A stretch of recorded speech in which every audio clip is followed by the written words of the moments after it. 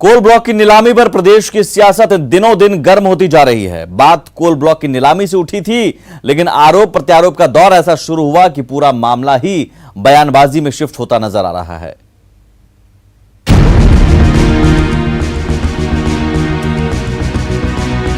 Coal block की नीलामी की बात प्रदेश की राजनीति में पतंगड़ साबित होती नजर आ रही है। विवाद कोल ब्लॉक की नीलामी के तरीके पर उठा था, लेकिन इस पर बयानबाजी का ऐसा दौर चला कि अब कोल ब्लॉक की बात छोड़कर राजनीति पूरी तरह बयानबाजी और संस्कारों में शिफ्ट कर गई है। दरअसल बीजेपी को सीएम का हुआ बयान चुप गया, जिसमें मुख्यमंत्री ने बाबूलाल मरांडी पर निशाना साधते हुए कहा था कि नया मुल्ला ज्यादा प्याज खाता है। माननीय मुख्यमंत्री जी का यह कहना कि नया मुल्ला प्याज ज्यादा खाता है, मेरे ख्याल से कहीं संस्कारिक बयान नहीं है और मुख्यमंत्री जी को बहुत संयमित रूप से इसका बयान देना चाहिए, क्योंकि किसी राजनेता, एक ऐसे राजनेता जो पहला मुख्यमंत्री रहा हो। तो मैं ये समझता हूं कि उन्होंने एक समुदाय पर हमला किया है, मुसलमानों पर हमला किया है, तो मुख्यमंत्री को स्पष्ट करना चाहिए कि जिन मुसलमानों का वोट लेकर के आज आप मुख्यमंत्री बने हैं, उन्हीं मुसलमान को आज आप अपमानित कर रहे हैं, तो आपको इसमें जवाब देना चाहिए। तो कुल मिलाकर के आर्थिक चीजों का बहुत लाभ मिलेगा इससे सरकार को और साथ साथ झारखंड की जनता को, जिसके माध्यम से यहाँ के कई ऐसे चीजें जिसको कह सकते हैं कि हम उसको और नेचुरल चीजों को सुधार सकते हैं, अच्छे कर सकते हैं, लोगों के जीवन स्तर को ठीक कर सकते थे, लेकिन दुर्भाग्य से ऐसा झारखंड की सरकार की मंशा नहीं है। वहीं बीजेपी के लगातार बयानबाजी से जेएमएम और कांग्रेस को भी चुप बैठना गवारा नहीं था, लिहाजा दोनों पार्टियों ने विपक्ष के खिलाफ हल्ला बोल दिया। अचानक ये 14 साल बाद जो हृदय परिवर्तन हुआ बाबूलाल मरांडी जी का, उसके पीछे क्या है, उसको इस देश के और राज्य की जनता को बताने का काम करना चाहिए। वो पहले अपने आत्म प्रवंचना करें, और बाबूलाल जी के विषय में इतना ही कह सकता हूं कि राज्य की जनता ने आज तक विस्थापितों के उनके प्रेम को और तपकारा गोली कांड को भी भुलाया नहीं। कोल ब्लॉक के मुद्दे पर बीजेपी लगातार पारदर्शिता और प्रदेश के विकास की दुहाई दे रही है। वहीं जेएमएम का सवाल है कि संक्रमण काल में इतनी जल्दीबाजी क्यों? पहले बातचीत के टेबल से कोयले की खदान तक पहुंचा जाएगा, लेकिन अब कोयले से भी ज्यादा गर्म जुबानी जंग हो गई है। संजय कुमार सिन्हा, न्यूज़ 18 रांची। वहीं कोल ब्लॉक की नीलामी पर सियासत जारी है। केंद्र के फैसले के खिलाफ आरजेडी ने रांची के अल्बर्ट एक्का चौक के पास प्रदर्शन किया, साथ ही केंद्र सरकार का पुतला फूंका। लेकिन इस दौरान आरजेडी कार्यकर्ताओं की पुलिस के साथ जमकर नोकझोंक हुई। आरजेडी नेताओं ने कहा कि राज्य में सत्ता बदल गई है, लेकिन कुछ पुलिस अधिकारी अब भी बीजेपी के वफादार बने हुए हैं।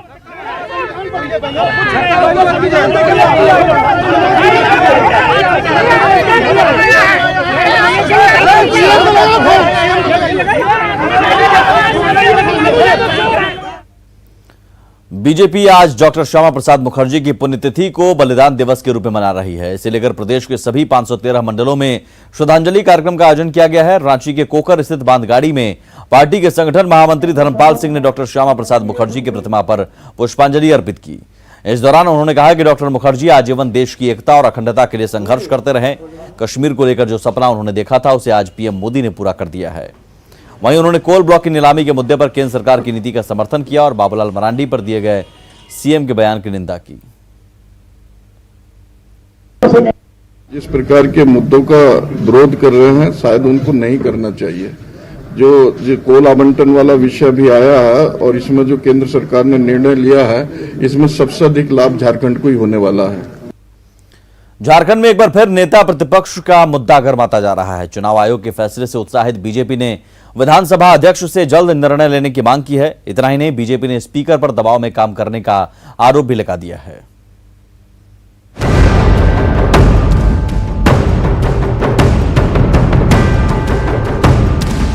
झारखंड की सियासत एक बार फिर नेता प्रतिपक्ष के मुद्दे पर गर्म होती नजर आ रही है।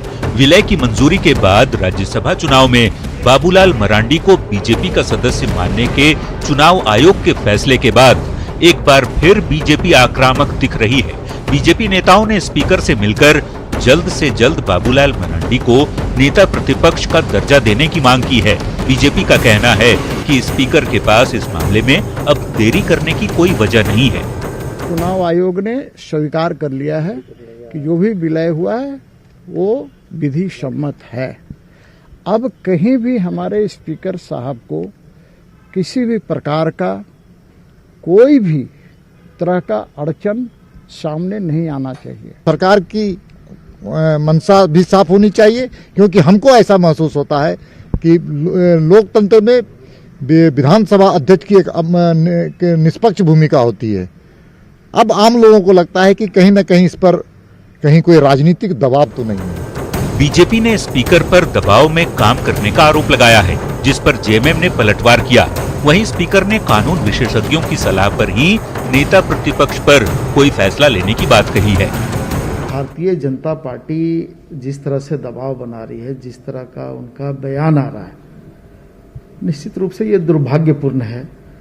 स्पीकर के ऊपर किसका दबाव है ये उनको स्पष्ट करना चाहिए। तो जैसे ही यह विषय हम लोगों को लीगल सेक्शन से इस विषय को जो कानूनी इसका समाधान होगा, जैसे ही आएगा हम लोग इसको कर देंगे। बाबूलाल की पार्टी में शामिल होने के बाद बीजेपी ने उन्हें विधायक दल का नेता बनाया है। चुनाव आयोग ने भी बीजेपी और जेवीएम के मर्जर को मंजूरी दे दी है। वहीं राज्यसभा चुनाव में आयोग ने बाबूलाल मरांडी को बीजेपी का विधायक माना, लेकिन स्पीकर का फैसला नहीं आने से अब तक नेता प्रतिपक्ष की कुर्सी खाली पड़ी है।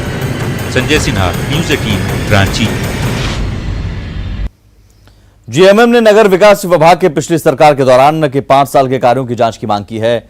जेएमएम के केंद्रीय महासचिव सुप्रियो भट्टाचार्य ने कहा कि राजधानी में सौंदर्यीकरण के नाम पर जमकर लूट खसोट हुई है।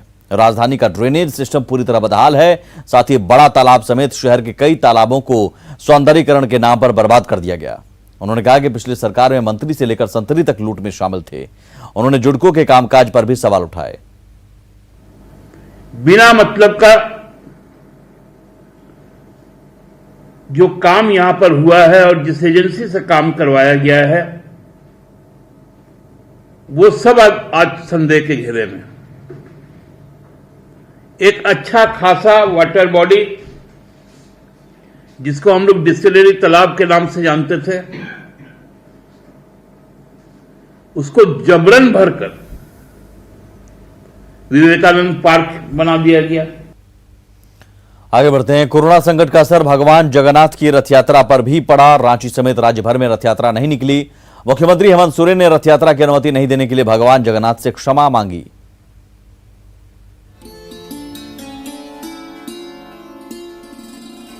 रांची के इस पवित्र भूमि पर आज के दिन श्रद्धालुओं का रेला रहता था। भीड़ इतनी कि पैर रखने की जगह नहीं होती थी। यही वो रथ है जिस पर बैठकर भगवान जगन्नाथ अपने भाई बलभद्र और बहन सुभद्रा के साथ मौसी बाड़ी जाते थे। लेकिन इस साल रथ में न सजावट और न मंदिर में भीड़। कुछ भक्त भगवान जगन्नाथ के दर्शन को पहुंचे भी, लेकिन मंदिर का पट बंद होने के कारण बाहर से ही पूजा अर्चना कर भगवान को याद कर लिया। दरअसल कोरोना संकट के कारण इस बार भगवान जगन्नाथ की रथ यात्रा नहीं निकली। सिर्फ सांकेतिक रूप से ही पूजा अर्चना की गई। मात्र जो हमारे मंदिर के पुजारी गण थे, कार्यकर्ता गण थे, मूर्ति सेवक लोग जो थे, उन्हीं सभी लोग वही सभी लोगों को के सहयोग से उन्हीं से मिल करके और हम लोग भगवान के इस कार्यक्रम को संपन्न किए। रांची के जगन्नाथपुर में 329 सालों में ये पहला मौका है जब भगवान जगन्नाथ की रथ यात्रा नहीं निकली। हालांकि मुख्यमंत्री हेमंत सोरेन भी अपने बच्चों के साथ जगन्नाथ मंदिर पहुंचे और भगवान से राज्य की सुख समृद्धि की कामना की। साथ ही मुख्यमंत्री ने भगवान से कोरोना संकट से निपटने के लिए भी आशीर्वाद मांगा। यात्रा नहीं है, नहीं हो पाया, फिर भी हम लोग अपने आस्था के अनुरूप दरवाजे से ही, उनके कपट के पास से ही अपना शीश झुका करके आज के इस निर्णय के लिए हमने क्षमा मांगा। साथ साथ में हम और भविष्य में इस आस्था को मजबूत करें। इस संक्रमण से बाहर निकलने की भी हमने प्रार्थना की। वैश्विक महामारी के कारण रथ यात्रा नहीं निकलने से श्रद्धालु थोड़े निराश जरूर नजर आए, लेकिन वो भी कोरोना से लड़ाई में इसे जरूरी मान रहे थे। लिहाजा अपने अपने घरों से ही भगवान की पूजा अर्चना कर रथ यात्रा मनाई गई। भुवन किशोर झा, न्यूज़ 18, रांची। वहीं जमशेदपुर में सांकेतिक रूप से भगवान जगन्नाथ की रथ यात्रा निकाली गई। कोरोना संकट के कारण इस्कॉन मंदिर परिसर में भी रथ यात्रा निकाली गई, जिसमें जमशेदपुर पूर्वी के विधायक सरयू राय और मंदिर कमेटी के लोग ही शामिल हुए।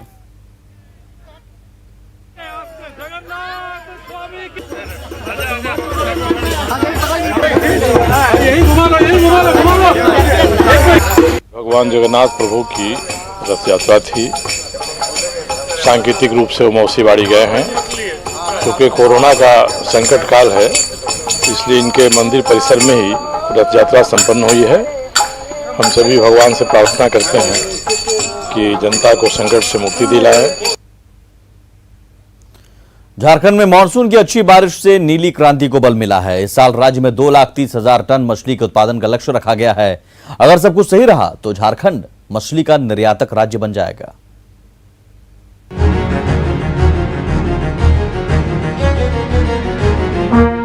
झारखंड में मानसून की अच्छी बारिश की संभावनाओं के साथ किसानों के साथ साथ मछली पालकों के चेहरे भी खिल गए हैं। राज्य के 16,000 सरकारी और 55,000 निजी तालाबों में मछली का उत्पादन होता है।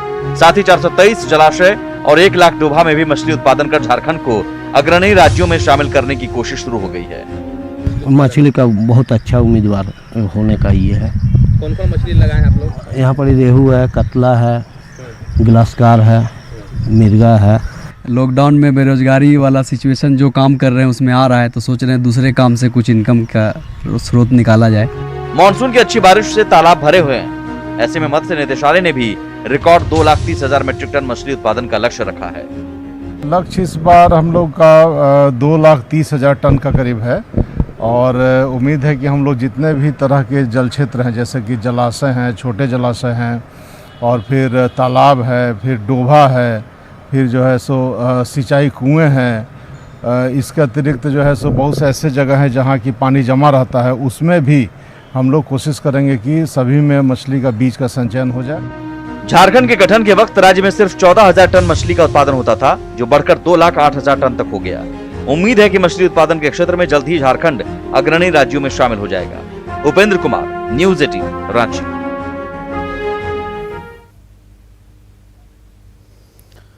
राजधानी रांची में 50 से ज्यादा चोरी की बड़ी घटना को अंजाम देने वाले कुख्यात सिकंदर गद्दी को रांची पुलिस ने गिरफ्तार कर लिया है। सिकंदर ने एक ही दिन में 11 घरों में चोरी कर पुलिस को खुली चुनौती दी थी। इतना ही नहीं, आईएएस और आईपीएस अधिकारियों के घर में भी सेंध लगा चुका है। पुलिस ने सिकंदर को एयरपोर्ट से उस वक्त गिरफ्तार किया जब वो मुंबई से लौट रहा था। सिटी एसपी की माने तो पुंदांग के रहने वाले सिकंदर ने चोरी के पैसों से मुंबई में कपड़े का व्यवसाय शुरू किया था, लेकिन लॉकडाउन के कारण कपड़े का व्यवसाय ठप पड़ने के बाद वो रांची लौटा था। सिकंदर ने हावड़ा के एक फल व्यवसायी के घर से भी 50 लाख के गहने और 5 लाख कैश की चोरी की थी। इतना ही नहीं, वो कोलकाता पुलिस के हाजत से भी फरार हो चुका है। अरे भाई मोडस था वो ये था कि काफ़ी अच्छे ड्रेस पहन के निकलता था और उस एरिया में घूमता था और देखता था कि कौन सा फ्लैट खाली है या फिर उसमें कोई ऑक्यूपेंट अभी नहीं है, उसमें जा करके वो रेकी करता था और फिर उसके बाद घटना होकर करता था। एक मुख्य बात ये, चूंकि ये अच्छे कपड़े पहन के जाता था तो किसी को इस बात का शक नहीं होता था कि ये चोरी की घटना होता है। मुख्यमंत्री के आदेश के बाद धनबाद नगर निगम के पूर्व प्रशासक और 2 कर्मचारियों के खिलाफ सदर थाने में मामला दर्ज किया गया है। कंप्यूटर खरीद घोटाले के मामले में पूर्व नगर आयुक्त अनिल कुमार यादव, सहायक लेखापाल अनिल कुमार मंडल और भंडारपाल हरीश चंद्र पांडे पर केस दर्ज किया गया। इन पर फर्जी बिल के आधार पर कंप्यूटर सप्लाई करने वाली कंपनी को 2 करोड़ का भुगतान करने का आरोप है। 26 मई को मुख्यमंत्री ने कंप्यूटर खरीद घोटाले में कार्रवाई का आदेश दिया था, जिसके बाद यह कार्रवाई हुई है।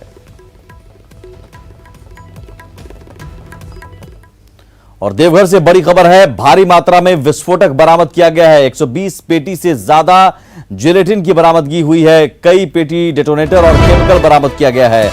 सिरसिया पहाड़ी के गड्ढों में छिपाया गया था। सारठ एसडीपीओ के नेतृत्व में कार्रवाई हुई है।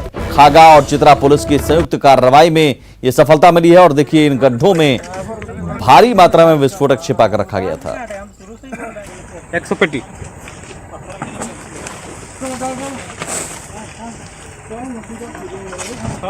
और ये देखिए, विस्फोटकों का ढेर है। क्या कोई बड़ी साजिश रची जा रही थी? 120 पेटी से ज्यादा जिलेटिन बरामद किया गया है। तबाही का ये पूरा जखीरा खागा और चित्रा पुलिस की संयुक्त कार्रवाई में मिला है। सिरसिया पहाड़ी के पास गड्ढों में ये 120 पेटी से ज्यादा जिलेटिन छिपा कर रखे गए थे। पाकुड़ के दमदमा चेक पोस्ट से अवैध वसूली का एक वीडियो वायरल हो रहा है। वीडियो में साफ दिख रहा है कि पुलिसकर्मी ट्रैक्टर चालकों से अवैध वसूली कर रहे हैं। देखिए, दरअसल कोरोना संक्रमण से जिले को बचाने के लिए चेक पोस्ट बनाए गए हैं, जहां बाहरी लोगों की जांच के बाद ही शहर में एंट्री होती है। लेकिन जांच के नाम पर पत्थर और डस्ट लदे ट्रैक्टरों के चालकों से भी वसूली की जा रही है। पुलिसकर्मी इन चालकों से 300 से 500 रुपए तक की अवैध वसूली कर रहे हैं। हालांकि न्यूज 18 इस वीडियो की सत्यता की पुष्टि नहीं करता।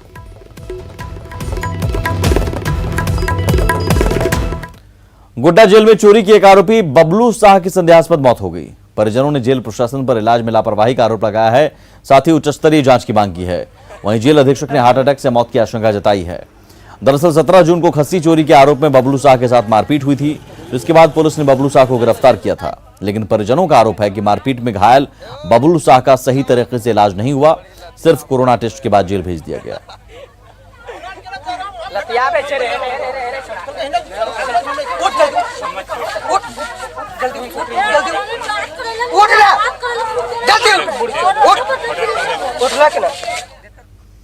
और इसी के साथ इस बुलेटिन में इतना ही। नमस्कार।